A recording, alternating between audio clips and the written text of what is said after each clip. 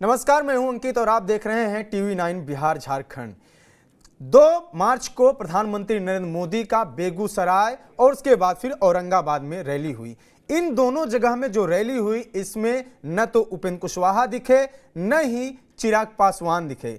इसके अलावा बिहार में कल सीटों का बंटवारा होना है। इन सीटों के बंटवारे में किसका टिकट कटने वाला है, किसका टिकट बचेगा, इस विषय पर हम आज चर्चा करेंगे। इसके अलावा एक और विषय है जो सबसे ज्यादा ट्रेंडिंग में चल रहा है, वो है पवन सिंह। पवन सिंह आसनसोल से चुनाव लड़ने के लिए मना कर चुके हैं, जबकि एक दिन पहले ही उनको टिकट बीजेपी ने दिया था। इन दोनों विषय पर बात करेंगे। हमारे साथ हैं हमारे सहयोगी executive editor Pankaj Kumar. Sir, मेरा पहला सवाल यही है कि क्या चिराग पासवान और उपेंद्र कुशवाहा एनडीए से दूरी बना रहे हैं? क्या ये दोनों अलग होंगे और क्या ये दूसरे विपक्षी पार्टी में शामिल होंगे? देखिए अंकित, एक बात जो पिछले कुछ दिनों से काफी चर्चा में है वो ये है कि क्या चिराग पासवान पाला बदलने जा रहे हैं और इसके पीछे की वजह क्या है, ये चर्चा में क्यों है। एक सवाल तो ये है और दूसरा सवाल ये है कि उपेंद्र कुशवाहा भी क्या पाला बदलने जा रहे हैं, क्या आरजेडी कैंप में जा रहे हैं, ये भी चर्चा जोरों पर है। और दोनों की चर्चा इसलिए हो रही है क्योंकि प्रधानमंत्री मोदी शनिवार को बिहार गए थे, औरंगाबाद गए थे और बेगूसराय गए थे और दोनों जगहों पर प्रधानमंत्री मोदी के साथ स्टेज शेयर करते हुए दोनों नेता नहीं दिखे थे। जहां तक उपेंद्र कुशवाहा का सवाल है तो मैं आपको पुख्ता तौर पर यह बता दूं कि उपेंद्र कुशवाहा औरंगाबाद में प्रधानमंत्री मोदी के साथ स्टेज शेयर करना चाह रहे थे, उस स्टेज पर दिखना चाह रहे थे, लेकिन चूंकि उपेंद्र कुशवाहा ना तो एमएलसी हैं ना ही एमएलए हैं, उनके पास अभी कोई ऐसा संवैधानिक पद नहीं है, इसलिए उनको वहां पर बिठाया नहीं जा सका।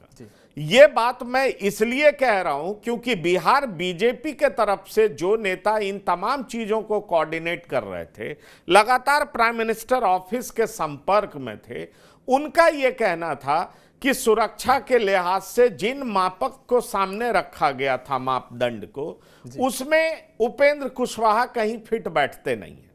चूंकि उपेंद्र कुशवाहा को काराकाट से चुनाव लड़ना है और औरंगाबाद के आसपास ही ये जगह पड़ता है, ऐसे में सवाल उठता है कि उपेंद्र कुशवाहा निश्चित तौर पर प्रधानमंत्री मोदी के साथ तो दिखना चाहेंगे ही, लेकिन उपेंद्र कुशवाहा को इन वजहों से वहां जगह नहीं मिल सका, इसलिए उपेंद्र कुशवाहा वहां नहीं थे। इसलिए उपेंद्र कुशवाहा को लेकर के जो भी भ्रांतियां हैं उसमें बहुत दम नहीं है, ये मैं आपको बता दूं, क्योंकि बीजेपी के भीतर मेरी कई नेताओं से बात हुई और साथ ही साथ उपेंद्र कुशवाहा की पार्टी में भी मैंने कई लोगों से बात की। उनका साफ कहना था कि नहीं, हम एनडीए में हैं, एनडीए में बने रहेंगे, हमें एनडीए से कोई दिक्कत नहीं है। और जहां तक सवाल है कि एनडीए में नहीं रहने की और क्या वजह हो सकती है, तो यह सच है कि उपेंद्र कुशवाहा की पार्टी 3 टिकट मांग रही है, जबकि बीजेपी 3 टिकट देने पे विचार नहीं कर रही। जहां तक मेरी जानकारी है उस हिसाब से उनको 2 टिकट दिया जा सकता है, वो 1 हो सकता है लेकिन 3 नहीं हो सकता, इस बात को आप जान लीजिए। तो 2 टिकट मिलने की ज्यादा उम्मीद है, ज्यादा गुंजाइश है। अब कल बैठक होनी है, इसके बारे में भी हम लोग चर्चा आगे करेंगे, लेकिन मैं ये आपको बताना चाहूंगा कि इस वजह से उपेंद्र कुशवाहा शामिल नहीं थे। अब जहां तक सवाल है चिराग पासवान का, निश्चित तौर पर चिराग पासवान का स्टेज पर नहीं होना चिंता का सबब है। चिंता का सबब इसलिए भी है क्योंकि चिराग पासवान सांसद हैं, चिंता का सबब इसलिए भी है क्योंकि एलजेपी रामविलास के मुखिया हैं, चिंता का सबब इसलिए भी है क्योंकि एनडीए के प्रमुख घटक दल हैं, चिंता का सबब इसलिए भी है क्योंकि कहा जा रहा है कि 2 नेता बिहार के जो अभी सबसे बड़े क्राउड पुलर हैं, एक नाम तेजस्वी यादव का आता है तो दूसरा नाम चिराग पासवान का आता है। ऐसे में चिराग पासवान का अनुपस्थित रहना क्या मैसेज देता है? तो यह सच बात है जो मेरे सूत्र बता रहे हैं कि चिराग पासवान निश्चित तौर पर नाराज है, उनके अंदर नाराजगी है, उनके अंदर असमंजस की स्थिति है, वो ऊहापोह की स्थिति में है, उनको समझ में नहीं आ रहा कि किस तरीके से व्यवहार किया जाना चाहिए। और सिर्फ वही असमंजस की स्थिति में नहीं है, उनकी पार्टी में भी कई ऐसे नेता हैं जो कि इस पक्ष में हैं कि हमें एनडीए में रहना चाहिए, लेकिन चिराग पासवान को देख करके वो भी सहमे हुए हैं, वो भी असमंजस में हैं, वो भी इस बात को मान रहे हैं कि गड़बड़ है, कुछ ना कुछ गड़बड़ चल रहा है। अब आप पूछ सकते हैं कि इस गड़बड़ी की वजह क्या है, तो आप याद करिए औरंगाबाद का वो स्टेज, पशुपतिनाथ पारस मुस्कुरा रहे थे, स्टेज पर बैठे हुए थे और चिराग पासवान दिखाई नहीं पड़ रहे थे। पशुपतिनाथ पारस और चिराग पासवान के बीच चाचा और भतीजे का रिश्ता है, लेकिन जब पार्टी टूटी है तो दोनों के बीच के रिश्ते कैसे हैं ये सबको पता है। पहले तो एलजेपी ही थी, लोक जनशक्ति पार्टी थी, वो दो भागों में विभक्त हुई, एक पारस गुट हुआ, दूसरा चिराग गुट हुआ। चिराग गुट का नाम एलजेपी रामविलास है। अब सवाल उठता है, सवाल यही उठता है कि आखिरकार ये क्या है और चिराग पासवान क्या करेंगे। मैं आपको आज भी बताना चाहूंगा कि कांग्रेस की तरफ से आज उनको इनविटेशन दिया गया कि चिराग पासवान आए, उनका वेलकम है, लेकिन क्या चिराग पासवान ऐसा करेंगे? दरअसल चिराग पासवान के सामने स्थिति विकट इसलिए हो रही है कि उनको लग रहा है कि वो 5 सीट और एक राज्यसभा का सीट चाहते थे। राज्यसभा का सीट तो नहीं मिल सका क्योंकि राज्यसभा के लिए सीटों का डिक्लेरेशन हो चुका है, उम्मीदवारी तय हो गई, उम्मीदवार जीत भी गए, ये रिजल्ट भी डिक्लेयर हो गया। अब चिराग पासवान 5 सीटों पर टकटकी लगाए बैठे हैं, 5 नहीं मिलने जा रहा है। अब दिक्कत यह हो रही है कि जब जेडीयू की एंट्री एनडीए में हो गई है तो बीजेपी 17 सीटों पे लड़ेगी, जेडीयू कम से कम 15 सीट पे लड़ेगी, तो 17, 15, 32 हो जाता है, कम से कम 15, जबकि बीजेपी देना चाह रही है 10 सीट। अगर 10 सीट पे वो मान जाते हैं या 12 सीट पे मान जाते हैं तो सब कुछ बड़े अच्छे से हो जाएगा। लेकिन मेरी जानकारी में जेडीयू अपने तरफ से हर हालत में 15 सीट तो लेगी, वो 16 सीटों पे अड़ेगी कि मेरे 16 एमपीज हैं। अब बताइए कि 17 और 15 मान लेते हैं 32 के बाद 8 सीटें बचती हैं। 8 सीटों में क्या होगा? अब आ जाते हैं चिराग पासवान। चिराग पासवान को बीजेपी 4 सीट देना चाह रही है और 2 सीट पारस गुट को देना चाह रही है, तो 32-6 38 हो जा रहा है।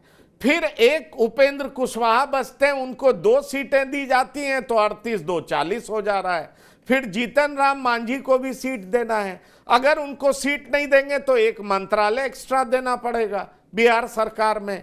और अभी मुकेश साहनी भी बचे हुए हैं, उनकी भी एंट्री एनडीए में होगी, अंतिम तक ये देख लीजिएगा, क्योंकि नीतीश कुमार जिधर रहते हैं उधर ही मुकेश साहनी रहते हैं ज्यादातर समय में, इसलिए दिक्कतें आ रही।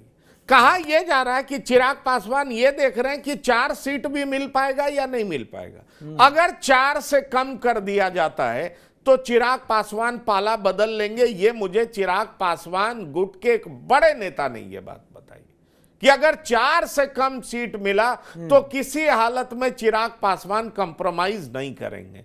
हनुमान अपने राम को छोड़ करके दूसरी तरफ चला जाएगा। कलयुग है, ये संभव विधानसभा जो अपने आप को प्रधानमंत्री मोदी का अनुमान कहता है वो दूसरी तरफ जा सकते हैं, इसकी संभावना है। इसलिए बीजेपी को इंश्योर करना पड़ेगा कि 4 सीटें उनको दिया जाए। बीजेपी अगर उन पर दबाव डालती है कि नहीं हम 5 सीट देंगे और आप और पारस जी दोनों मिलकर के तय कर लीजिए, तो उसमें चिराग नहीं मानने वाले। चिराग अपने कोटे में 5 की डिमांड रखेंगे हर हालत में, किसी तरीके से 4 पे मान जाएंगे, लेकिन अगर 4 से कम किया जाएगा तो चिराग पासवान नहीं मानेंगे। ये उनके कैंप से ये खबर आ रही है और बड़े नेता कह रहे हैं, जो चिराग पासवान के बाद जो 2-4 नेताओं की फौज है उनमें एक वो भी हैं, उनका ये कहना है।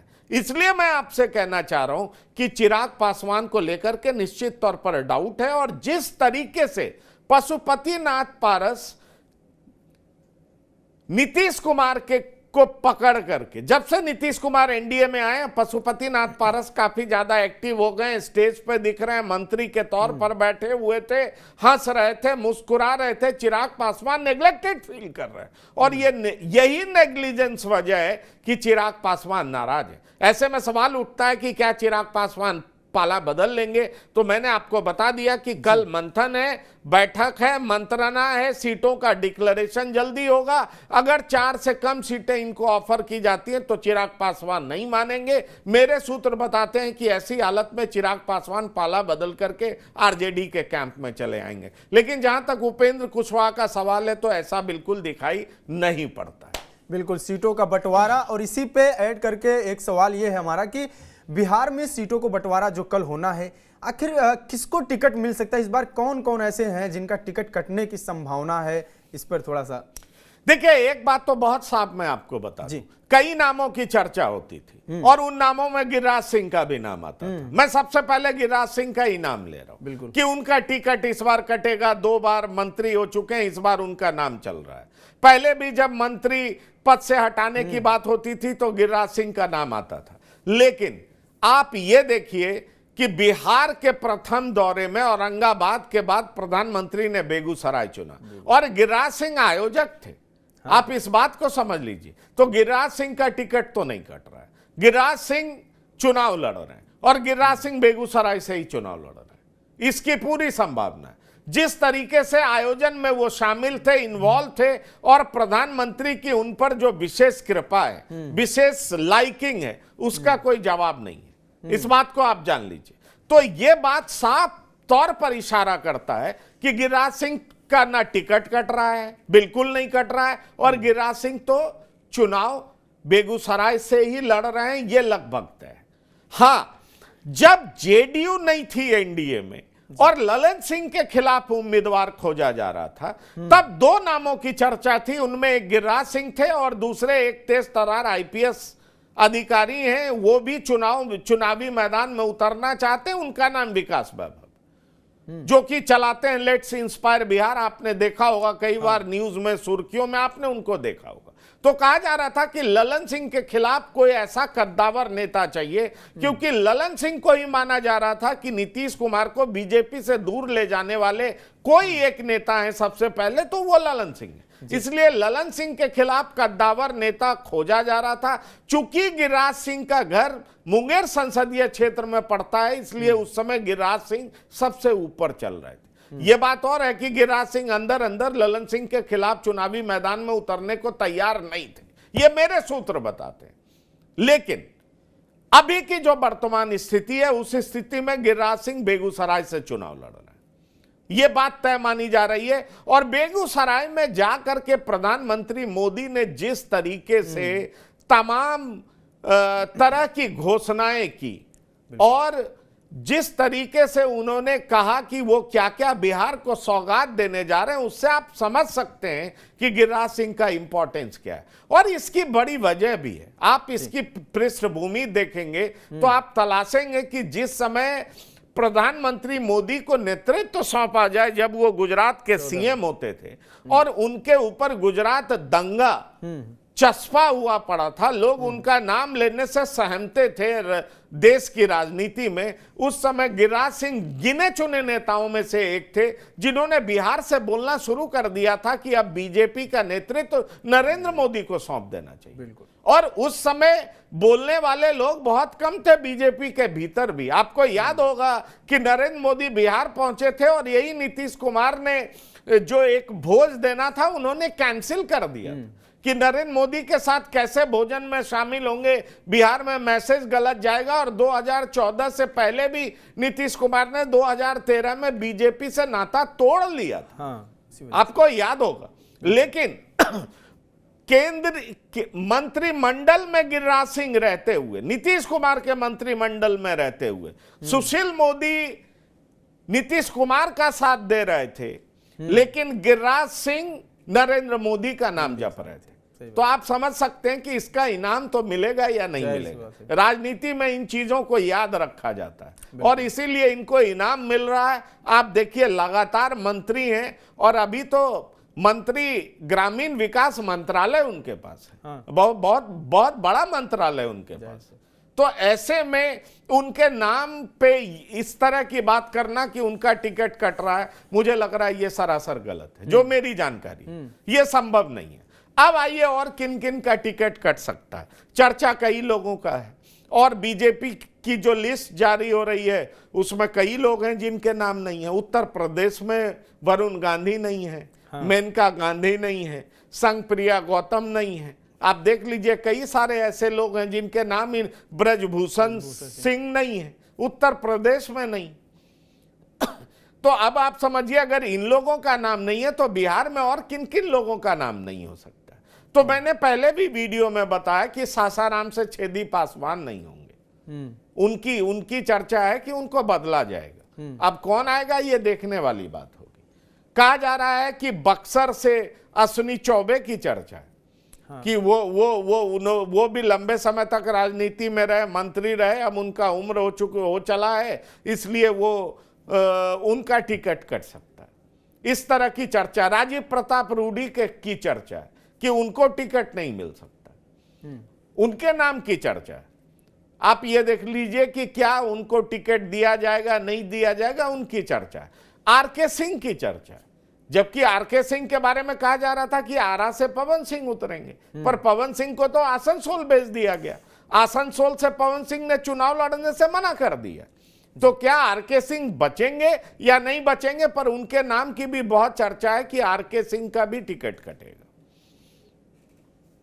तो ऐसे कई नाम हैं जिनकी चर्चा है कि इनका टिकट कट सकता है। पटना सिटी से रविशंकर प्रसाद का भी चर्चा है। समझिए, हाई प्रोफाइल मिनिस्टर 2014 से 19 तक, और 19 के बाद भी मंत्री, और फिर नहीं रह पाए मंत्री। अब क्या उनको लोकसभा चुनाव लड़ाया भी जाएगा या नहीं लड़ाया जाएगा, उनकी भी चर्चा है। ऐसे में आप देखेंगे कि बहुत सारे ऐसे नेता आपको मिलेंगे बिहार में, नए चेहरे जिनकी चर्चा है। ये मैं आपको बता दूं, पटना साहिब से ऋतुराज सिन्हा की चर्चा है, बक्सर से एक आईपीएस हैं, यंग हैं, उनकी चर्चा है, शिवहर से एक आईआरएस ऑफिसर हैं, वर्तमान समय में सर्विंग आईआरएस ऑफिसर हैं, उनकी चर्चा है कि ये वो भी चुनाव लड़ सकते हैं। ऐसे में सवाल उठता है कि कई नए चेहरों को आप देख सकते हैं इस बार चुनावी मैदान में। यहां तक कि दरभंगा से गोपाल जी ठाकुर भी नहीं हो सकते, जो कि बीजेपी से सांसद हैं। उनके जगह पे नए नेता को उतारा जा सकता है, उनके नाम की भी चर्चा है। तो सवाल यह उठता है कि इतने सारे लोग जिनकी चर्चा है, पर बीजेपी जब सीट फाइनलाइज करेगी, और बीजेपी खुद कितने पे लड़ेगी, जेडीयू को कितनी सीटें देगी, और एलजेपी को अपने साथ जोड़े रख सकेगी, यह एक बड़ा सवाल है। और मुझे लगता है इस बात का समाधान जरूर बीजेपी का शीर्ष नेतृत्व निकालना चाहेगा, क्योंकि बिहार बहुत इंपॉर्टेंट जगह है। आपको ध्यान होगा, अभी 4 दिनों तक संघ प्रमुख वहां डेरा डाले हुए बैठे थे। मोहन भागवत वहां मौजूद थे, उससे पहले राजनाथ सिंह वहां गए हुए थे। प्रधानमंत्री मोदी 2 जगह का दौरा कर चुके हैं, और 6 तारीख को प्रधानमंत्री मोदी और अमित शाह का भी दौरा होने वाला है। तो बिहार इस लिहाज से बहुत इंपॉर्टेंट है। और बिहार की जो 40 सीटें हैं, 40 में से 40 सीटें, मैक्सिमम सीटें कैसे निकाली जाएं, कैसे वापस पाई जाएं, कैसे जीती जाएं, क्योंकि 40 में से 39 का रिकॉर्ड है। आपको याद होगा औरंगाबाद में जिस तरीके से नीतीश कुमार ने कह ही दिया कि अरे हम बीच में गायब हो गए थे, और उस पर प्रधानमंत्री अपनी हंसी रोक नहीं पाए, गवर्नर ताली बजाने लगे, हम बीच में गायब हो गए थे लेकिन हम आ गए हैं, हम तो आप ही के साथ रहेंगे, 2005 से हम आपके साथ रहे थे। तो बड़े ही भोले अंदाज में नीतीश कुमार ने सारी बातें कह दी। तो इसका साफ मतलब है, और जब माला पहनाया जा रहा था तो नीतीश कुमार को जिस तरीके से प्रधानमंत्री तवज्जो दे रहे थे, वो दिखाता है कि नीतीश कुमार को लेकर के प्रधानमंत्री मोदी के मन में किस तरह की लाइकिंग। आपको यह भी बता दें कि जब नीतीश कुमार को एनडीए में लिया जा रहा था, तो बिहार की लोकल इकाई जो बीजेपी यूनिट है, वो खुश नहीं थी। नहीं थी, लेकिन उनको कहा गया कि नहीं, आपको उनके साथ जाना है।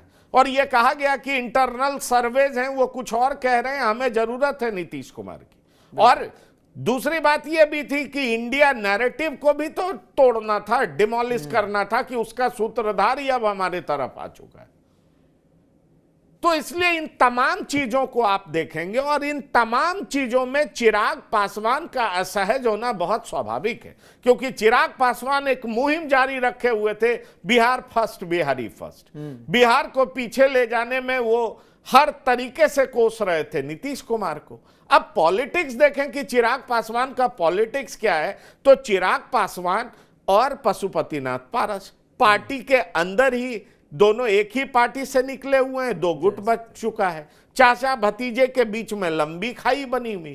अब सवाल उठता है कि जब नीतीश कुमार की एंट्री हो जाती है तो चाचा पहलवान हो जाते हैं, क्योंकि चाचा नीतीश कुमार के सहारे ही अपनी पॉलिटिक्स को चमकाने में लगे हुए हैं। क्योंकि यह कहा जाता है कि चाचा पारस ने पार्टी तोड़ी थी, उसमें जेडीयू की भूमिका बड़ी थी, और यह चिराग पासवान घूम घूम कर कह चुके हैं। ऐसे में सवाल उठता है कि नीतीश कुमार का एंट्री होना, यह सबसे पहला कारण था चिराग पासवान का असहज होना। उसके बाद डाइस पे, स्टेज पे चिराग पासवान का अनुपस्थित होना और नीतीश कुमार के साथ पशुपतिनाथ पारस का होना केंद्रीय मंत्री के रूप में, वो निश्चित तौर पर चिराग पासवान के लिए चिंता का सबब है। इसलिए चिराग पासवान एनडीए में अपनी भूमिका देख रहे हैं, अपनी महत्ता तलाश रहे हैं, और अगर वो कम होता दिखता है, उनकी सीटें कम होगी, तो चिराग पासवान बर्दाश्त नहीं करेंगे। इसलिए मंथन का जो दौर कल चलेगा, और कल ऑलमोस्ट फाइनलाइज होगा कि कौन कहां से लड़ेगा, उसमें चिराग पासवान को कितनी महत्ता दी जाती है, यह देखने वाली बात होगी। लेकिन चिराग पासवान की अनुपस्थिति के पीछे एक और एक सिर्फ वजह है, वो ये है कि चिराग पासवान एनडीए में अपनी महत्ता को लेकर के, अपने इंपॉर्टेंस को लेकर के, अपनी पोजीशनिंग को लेकर के सशंकित हैं, इसलिए नाराज हैं। इस बात को मैं कोई बिना लाग लपेट के कह रहा हूं कि चिराग पासवान नाराज हैं, और चिराग पासवान पाला बदल सकते हैं अगर एनडीए का शीर्ष नेतृत्व उनको अपने साथ जोड़ने में नाकामयाब रहता है तो। मंथन में एक चीज और नाम, क्या बीजेपी की जो बिहार की अगली लिस्ट आने वाली है, क्या उसमें पवन सिंह का भी नाम आने वाला है? आसनसोल से तो उन्होंने मना कर दिया।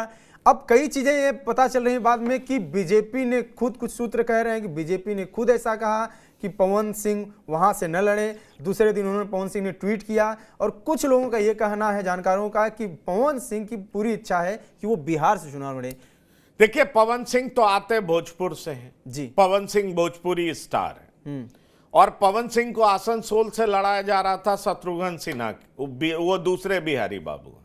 पवन सिंह के साथ दिक्कत ये हो गई कि उन्होंने कुछ ऐसे गाने गाए हैं जो बंगाली वुमेन की अस्मिता के खिलाफ है। उसको बड़ा मुद्दा बनाया जा सकता था, और जिस तरीके से बाबुल सुप्रियो, जो कि पहले बीजेपी में थे, मंत्री भी थे, लेकिन वापस उन्होंने टीएमसी ज्वाइन कर लिया, और बाबुल सुप्रियो ने जिस तरीके से इन चीजों को उजागर किया, जो बीजेपी संदेश खाली को लेकर के लड़ रही है वहां पर, जो बीजेपी बंगाली वुमेन की प्राइड को मुद्दा बनाई हुई है, अगर वहां पर पवन सिंह उतरते तो क्या हालत होती, आप जरा ये सोचिए। इसलिए पवन सिंह ने बड़ी समझदारी से अपना नाम विड्रॉ कर लिया, या उनको करने कहा गया? ये एक बड़ा सवाल है, क्योंकि दिल्ली में भी कई ऐसे नेता हैं जो कह रहे हैं कि अब मैं अपना बेसिक, जो मेरा कोर काम है, वो करने जाऊंगा। उसमें डॉक्टर हर्षवर्धन भी है। सोचिए, दिल्ली के इतने बड़े नेता, मुख्यमंत्री के चेहरे हुआ करते थे डॉक्टर हर्षवर्धन, उनके नेतृत्व में चुनाव भी लड़ा गया। अगर मदन लाल खुराना, साहेब सिंह वर्मा के बाद कोई तीसरा व्यक्ति जो दिल्ली बीजेपी में सबसे इंपॉर्टेंट माना जाता था, वो डॉक्टर हर्षवर्धन थे। उनकी जगह प्रवीण खंडेलवाल को टिकट दे दिया गया, और अब वो अपना साइन बोर्ड वगैरह चमका रहे हैं, क्योंकि अब वो कहते हैं ईएनटी स्पेशलिस्ट हैं, अब वो ईयर, नोज और थ्रोट, इन सब का इलाज करेंगे। अब सवाल उठता है कि अगर इस तरह की बात है, तो ऐसे तो कई नेता दिल्ली में भी हैं, तो क्या पवन सिंह भी इसलिए उन्होंने विड्रॉ किया है। मेरी जो जानकारी है वो ये है कि पवन सिंह बिहार से लड़ना चाहते हैं, पवन सिंह आरा से लड़ना चाहते हैं। आरा में अगर आरके सिंह का टिकट कटता है तो पवन सिंह वहां से उम्मीदवार हो सकते हैं, क्योंकि उनकी फैन फॉलोइंग अच्छी है, वो स्टार हैं, उनको लोग पसंद करते हैं और उनके स्टारडम को बीजेपी भुनाना चाहेगी। बिहार में जगह जगह पर वो घूमेंगे भी, प्रचार भी करेंगे, अपनी सीट तो सुरक्षित करेंगे ही करेंगे, साथ ही साथ बिहार में अन्य सीटों पर भी क्राउड पुलर का काम करेंगे, वोट कैचर का काम करेंगे और ये बीजेपी को मदद पहुंचाएगा। पर अब देखने वाली बात है कि क्या आरा आरके सिंह की जगह पवन सिंह को दी जाती है, यह देखना दिलचस्प होगा। और क्योंकि कहते हैं ना कि बिहार राजनीति का प्रयोगशाला रहा है, यह तो सच है, 74 से जेपी आंदोलन के समय से देखा गया कि अगर देश में परिवर्तन आया है तो वो उसकी शुरुआत बिहार से होती है। बिहार में 40 लोकसभा सीट है, इसलिए इस लिहाज से भी देखें तो बिहार बहुत इंपॉर्टेंट है। आप देखेंगे बिहार में जिस तरीके से प्रधानमंत्री, गृह मंत्री और राष्ट्रीय अध्यक्ष बीजेपी के, उनका जिस तरीके का इंटरेस्ट दिखता है वो साफ बताता है कि बिहार बीजेपी के लिए कितना इंपॉर्टेंट है। और इस लिहाज से भी इंपॉर्टेंट है कि 40 लोकसभा सीटें आती। अब आप ये पाएंगे कि 40 लोकसभा सीटों में मैक्सिमम जीतना 39 का रिकॉर्ड तो ये बना चुके हैं। अब ये 39 के रिकॉर्ड को तोड़ देंगे, बरकरार रखेंगे, उसके आसपास रहेंगे, उसके लिए बीजेपी हर कोशिश करेगी। अब आपने देखा कि कल एक बड़ी सभा होती है, अप्रत्याशित भीड़ थी, क्योंकि मैंने आपको बताया कि जिस तरीके से तेजस्वी यादव क्राउड पुलर नजर आए हैं, सड़कों पे उतरे, जन विश्वास यात्रा किया, लोगों की भीड़ जैसे वो अपने तरफ खींच रहे हैं, उसी भीड़ में लालू प्रसाद ने प्रधानमंत्री मोदी के परिवार पर कटाक्ष कर दिए, हमले कर दिए। अब उसका परिणाम देखिए, आज सुबह से कई बड़े नेता बीजेपी के एक्स पे, ट्विटर पे लिख रहे हैं फलाना ठाकुर मोदी का परिवार। अब मोदी का परिवार ट्रेंड करने लगा। मतलब एक तरफ बीजेपी, एक तरफ प्रधानमंत्री परिवारवाद पे अटैक कर रही है और बता रही है कि इंडिया में जो भी नेता हैं वो सब परिवारवाद की उपज हैं, उनके लिए उनका अपना परिवार ही सब कुछ है। लालू प्रसाद के लिए अपना परिवार सब कुछ है, क्योंकि लालू प्रसाद ने कल बड़ी भीड़ में रोहिणी आचार्य को भी लॉन्च कर दिया। दूसरी तरफ बीजेपी ये बताने की कोशिश कर रही है कि हमारे लिए परिवारवाद नहीं, प्रधानमंत्री मोदी के लिए पूरा देश ही परिवार है। अब सोचिए कि लालू प्रसाद ने परिवारवाद पे आरोप किया, लगाया, कहा इनकी मां गुजरी थी, इन्होंने बाल दाढ़ी तक नहीं बनाए। उस पर सुशील मोदी का जवाब आया कि ये बाल मुड़वाना ये कोई सार्वभौमिक चीज नहीं है, सबको मानना जरूरी नहीं है, बहुत जगह अलग अलग प्रथाएं हैं। लेकिन लालू प्रसाद ने प्रधानमंत्री मोदी के हिंदू होने पर ही सवाल उठा दिए। और देखिए उसका जवाब जिस तरीके से बीजेपी ढूंढ निकालती है, क्योंकि आप याद करिए राहुल गांधी ने कह दिया था प्रधानमंत्री चोर हैं, ट्रेंड करने लगा था कि चौकीदार, मैं चौकीदार हूं, और वो जबरदस्त ट्रेंड किया था। अभी परिवारवाद पे अटैक किया, देखिए अब सब लोग लिखना शुरू कर दिए हैं कि मैं मोदी के परिवार का हूं। अब बीजेपी जिस तरीके से अपने ऊपर हुए हमले को, जिस हथियार से हमला किया जाता है, उसी हथियार का इस्तेमाल कर विपक्ष को धाराशाही करने में अभी तक कामयाब होती दिखी है। क्या फिर कामयाब होगी, ये एक बड़ा सवाल है।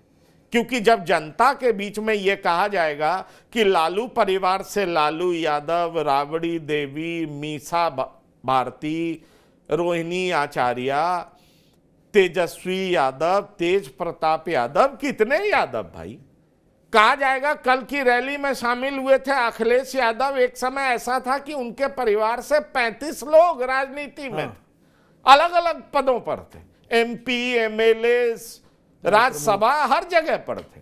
कहा जाएगा राहुल गांधी भी परिवारवाद की उपज है, अदरवाइज उनमें ऐसी क्या खासियत है जो वो कांग्रेस के सबसे बड़े नेता है। इस तरह की बात बीजेपी तो उठाती ही रही है। अब लालू प्रसाद ने जिस तरीके से प्रधानमंत्री मोदी को घेरने की कोशिश की, उनको हिंदुत्व के सहारे ही उन पर अटैक करने की कोशिश की, उसी हथियार को इन लोगों ने अपना हथियार बना के जैसे उनकी ओर फेंका है, पूरे इंडिया अलायंस पे फेंका है। देखिए उसका जवाब क्या आता है। आज एक्स पे तो ट्रेंड कर रहा है, दुनिया इसकी बात कर रही है, न्यूज चैनल पे चर्चा हो रही है, हम आप इस पर विचार विमर्श कर रहे हैं। तो आप समझ सकते हैं कि कैसे बीजेपी अपने ऊपर लगाए गए तमाम आरोपों का जवाब ढूंढती है और फिर जिस तरीके से विपक्ष पर हमले करती है वो बीजेपी के लिए डिविडेंड साबित होता है, फायदेमंद साबित होता है। अब क्या होगा ये देखने वाली बात होगी, लेकिन इस बात से कोई इनकार नहीं कर सकता कि बिहार बहुत इंपॉर्टेंट स्टेट है। उत्तर प्रदेश में अगर मिशन 80 है तो बिहार में भी मिशन 35 तो है ही, कि 40 में 35 तो आना ही चाहिए। क्या बीजेपी और उसके एलाइज इसमें सफल हो पाते हैं? और मुझे लगता है इसलिए इस काम को पूरा करने के लिए चिराग बहुत जरूरी है। इसलिए बीजेपी कभी नहीं चाहेगी कि चिराग उसके कुनबे से बाहर चले जाए। बिल्कुल, तो बिहार पूरे देश के चुनावी केंद्र में है, बिहार से ही शुरुआत हो रही है और सबसे बड़ा सवाल यह है कि क्या बिहार में एनडीए अभी तक जो अब वर्तमान में स्थिति है ये कायम रह पाएगी? क्या चिराग पासवान बीजेपी के साथ रहेंगे, एनडीए के साथ रहेंगे? ये एक बड़ा सवाल है। मिलते हैं किसी अगले विषय पर, जुड़े रहिए टीवी 9 बिहार झारखंड के साथ। नमस्कार।